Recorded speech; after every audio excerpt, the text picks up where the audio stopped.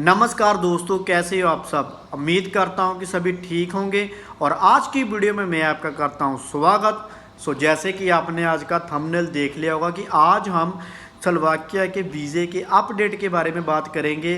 क्या processing time चल रहा है, क्या वर्क परमिट कितनी देर में आता है, क्या ऑफर लेटर आता है, क्या बैंक स्टेटमेंट होती है, कौन कौन से डॉक्यूमेंट्स चाहिए होते हैं और कौन कौन से डॉक्यूमेंट नहीं चाहिए होते। आज हम ओवर रिव्यू करेंगे। 1 अप्रैल के बाद जो अपडेट आई है उसके बारे में आज बात करूंगा कि कितना डिले हो रहा है या कितना जल्दी वीज़ा आ रहा है, कौन कौन सी फील्ड में जाना चाहिए और कौन कौन सी फील्ड में नहीं जाना चाहिए। ओवरऑल व्यू करेंगे आज। और वीडियो स्टार्ट करने से पहले एक ही रिक्वेस्ट करूंगा, अगर आप वीडियो पर नए आए हैं तो वीडियो को कर दें लाइक, चैनल को कर लें सब्सक्राइब और वीडियो को आगे शेयर कर दें जिसने भी स्लोवाकिया या किसी भी शेंजन कंट्री की इन्फॉर्मेशन लेनी हो। ठीक है, हम सबसे पहले बात करेंगे वर्क परमिट के बारे में, ऑफर लेटर के बारे में। कहने का मतलब स्टेप बाय स्टेप समझाने का ट्राई करूंगा। सबसे पहले बात हम करते हैं वर्क परमिट के बारे में, जहाँ जिसको हम कॉन्ट्रैक्ट भी बोल देते हैं।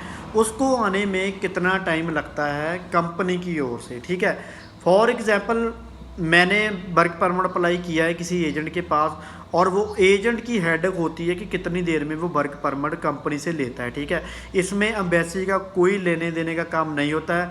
ओवरऑल 20 डेज़ लगते हैं कॉन्ट्रैक्ट और वर्क परमिट को आने को। आप बहुत से मेरे को मैसेज करते हैं कि भाई मेरा ऑफर लेटर आ गया है, तो भाई वो एक्चुअली में वो ऑफर लेटर नहीं होता, वो आपका कॉन्ट्रैक्ट ही होता है जिसको हम वर्क परमिट भी बोल देते हैं। ठीक है, वो स्लोवाकिया लैंग्वेज में आता है। वो 5 से 7 पेज का, ठीक है, कॉन्ट्रैक्ट होता है। कईयों का 2-3 पेज का भी हो सकता है, कईयों का 5-7 पेज का भी हो सकता है और कईयों का 10 पेज का भी हो सकता है। वो कंपनी पर डिपेंड करता है, कंपनी के टर्म एंड कंडीशन पर डिपेंड करता है, कंपनी की पॉलिसीज़ के ऊपर डिपेंड करता है। ठीक है, क्योंकि जब भी कॉन्ट्रैक्ट या वर्क परमिट आता है उसके साथ में कंपनी की पॉलिसीज़ भी ना साथ में आती है। ठीक है, अब जिन जिन का वर्क परमिट आया होगा, जिसने वर्क परमिट देखा भी होगा, उन्होंने देखा होगा कि उसमें आर्टिकल बने होते हैं। ठीक है, जैसे मतलब कि एक पैराग्राफ बना होता है, आर्टिकल 1, आर्टिकल 2, आर्टिकल 3 ऐसे लिखा होता है। जब पैराग्राफ बना होता है जिसमें रिस्पॉन्सिबिलिटीज लिखी होती हैं, कंपनी की पॉलिसीज़ के बारे में लिखा होता है, क्या आपको कितनी सैलरी मिलेगी उसके बारे में ओवरऑल कहने का मतलब है कि कॉन्ट्रैक्ट या वर्क परमिट में लिखा होता है। अब कईयों को ऑफ़र लेटर आता है, ऑफ़र लेटर में भी सेम ही लिखा होता है, लेकिन जो ऑफ़र लेटर होता है वो फर्स्ट पेज के रिगार्डिंग लिखा होता है कि ये जॉब है और इस फील्ड में आपको जॉब मिलेगी।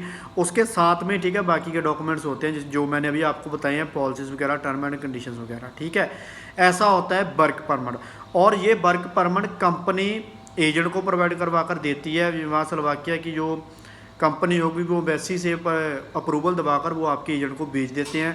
कईयों का जो होता है वर्क कॉन्ट्रैक्ट मेल के ज़रिए एजेंट को आता है, कईयों को बाय पोस्ट आता है। ठीक है, मोस्ट ऑफ केसों में तो बाय पोस्ट ही आता है। अगर मैं अपनी बात करूं तो मेरा जो वर्क परमिट था वो मेरे को बाय पोस्ट ही मिला था, मेरे एजेंट को बाय पोस्ट ही आया था। ठीक है, उसके बाद का स्टेप होता है एजेंट अपॉइंटमेंट उठाते हैं, जो कि आजकल अपॉइंटमेंट बहुत रेयर मिल रही है। कहने का मतलब ना के बराबर है। बहुत मैसेज आते हैं, भाई मेरे को अपॉइंटमेंट नहीं मिल रही, भाई मेरा एजेंट बोल रहा है कि इतनी डिले चल रही है, कोई बोल रहा है कि कोई स्लोवाकिया की जो है एम्बेसी बंद है। भाई ऐसा कुछ नहीं है, सब कुछ चल रहा है, लेकिन जो अपॉइंटमेंट डिले हो रही है वो मैंने सभी वीडियो में ऑलमोस्ट बोला हुआ है। डिले होने का मेन रीज़न यही होता है कि बहुत लार्ज अमाउंट में जो है अब वीज़ा प्रोसेस हो रहा है स्लोवाकिया का।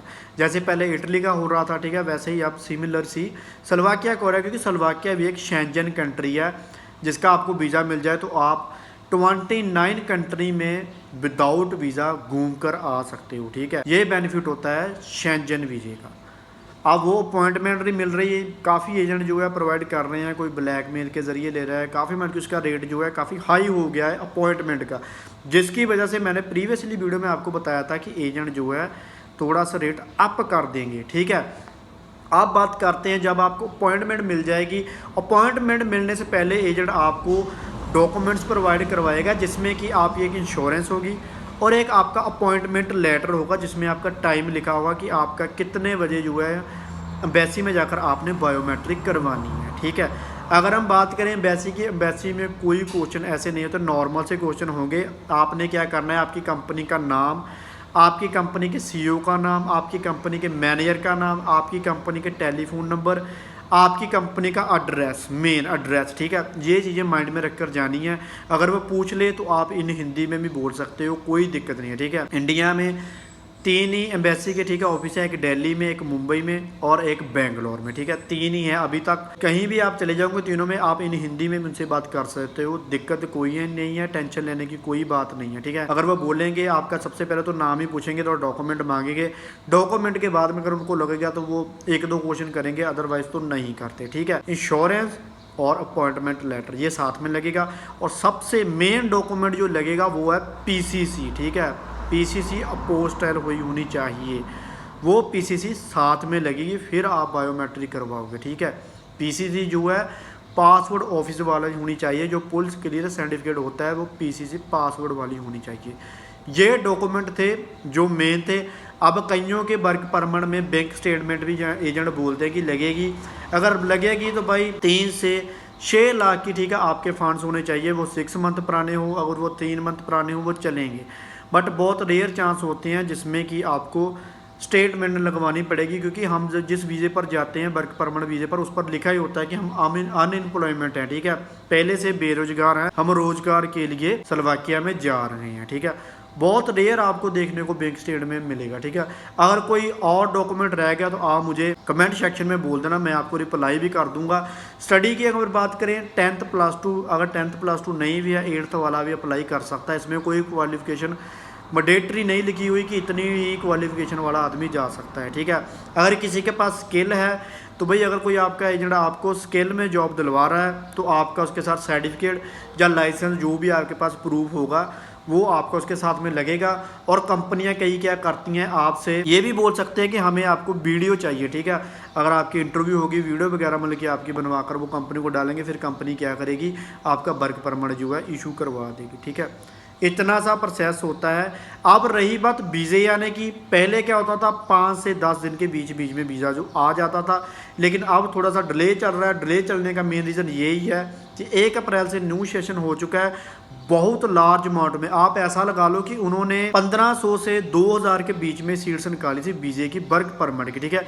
लेकिन 4500 से 5000 के बीच में फाइल जो है सबमिट हुई है अभी स्लोवाकिया की एम्बेसी में, ठीक है। उनका जो बायोडाटा है उसमें 4500 से 5000 के बीच में जो है फाइल सबमिट हो चुकी है। जो डाटा ये होता है ये एजेंटों के पास ही होता है डाटा, ठीक है। मेरे को उन्होंने बताया कि बहुत लार्ज अमाउंट में इस ईयर में फाइल जो है ऑल ओवर इंडिया से लगी है। उसमें से नेपाली भी आते हैं, नेपाल के भी लोग आगे, बांग्लादेशी भी आगे, ठीक है, क्योंकि उनको भी एम्बेसी जो है वो इंडिया में ही है, ठीक है। इसकी वजह से ओवरऑल मिलाकर 4500 से 5000 के बीच में फाइल जो है लग चुकी है, जिसकी वजह से आप लोगों को थोड़ा सा और डिले देखने को मिल रहा है। रही बात वीज़ा रेशो की, वीज़ा रेशो बहुत ही क्लियर, बहुत ही सक्सेस रेट बहुत ही अच्छा चल रहा है, ठीक है। पॉजिटिव ही वीज़ा आ रहे हैं। थोड़ा पेशेंस रखो, अगर किसी की फ़ाइल लगी हुई है टेंशन लेने की ज़रूरत नहीं। अगर आपकी पीसीसी इन केस मान लेते हैं कि एक्सपायर भी हो जाते हैं तो आप उसको दोबारा रीन्यू कर सकते हो। स्लोवाकिया में जाकर भी आप अपनी पीसीसी जो है अप्लाई कर सकते हो, ठीक है। ये था अपडेट, थोड़ा डिले आ रहा है। और रही बात क्वेश्चन एंड आंसरिंग की, वो मैं नेक्स्ट वीडियो में लेकर आऊँगा। और मैंने कल ही वीडियो डाली थी थोड़ी एज के ऊपर, और मेरे को एक कमेंट आया हुआ है, भाई मैं वो क्वेश्चन एंड आंसरिंग में करूँगा। अभी मैं बता देता हूँ, एक मेरे को श्योर हूँ मैं कि वो एजेंट ही है। उसने मेरे को बोला है कि भाई अगर हम तेरी वीडियो देखकर अगर हम वीज़ा अप्लाई करेंगे, किसी एजेंट के पास जाएंगे, अगर हम उसको बोलेंगे कि पैसे सभी बाद में देंगे, तो भाई ऐसे तो कोई भी बाहर नहीं जाएगा, कोई भी फॉरेन नहीं जा सकता। तो मैं भाई ये बोलता हूँ कि पैसे तो आपने देने हैं, लेकिन भाई पहले क्यों पैसे दें। बहुत से एजेंट ऐसा काम करते हैं भाई, जो पैसे सभी बाद में लेते हैं, ठीक है।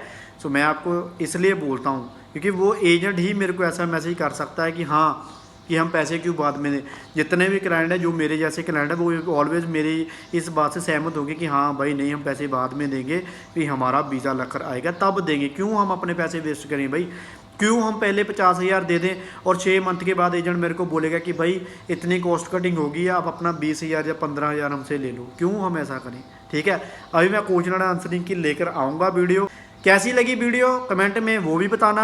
अगर चैनल पर नए आए हो तो वीडियो को लाइक, चैनल को सब्सक्राइब और वीडियो को आगे शेयर कर देना। इंस्टाग्राम पर मेरे को फॉलो कर लेना। अगर किसी ने भी कोई भी डिटेल में बात करनी हो तो मेरे को इंस्टाग्राम पर फॉलो करके इंस्टाग्राम पर मैसेज कर लेना। और जिनसे मैं बात करता हूँ इंस्टाग्राम पर, उनको पता है कि मैं कॉल भी कर लेता हूँ फ्री टाइम में। सभी से मैं बात करता हूँ, बहुत रेयर होंगे, एक दो ऐसा होगा जिसके साथ मैंने इन डिटेल में बहुत ही बात नहीं की होगी, लेकिन मैं ऑलमोस्ट सभी का मैसेज इंस्टाग्राम पर पिक कर लेता हूँ। इंस्टाग्राम पर फॉलो कर लेना इसकी वजह से।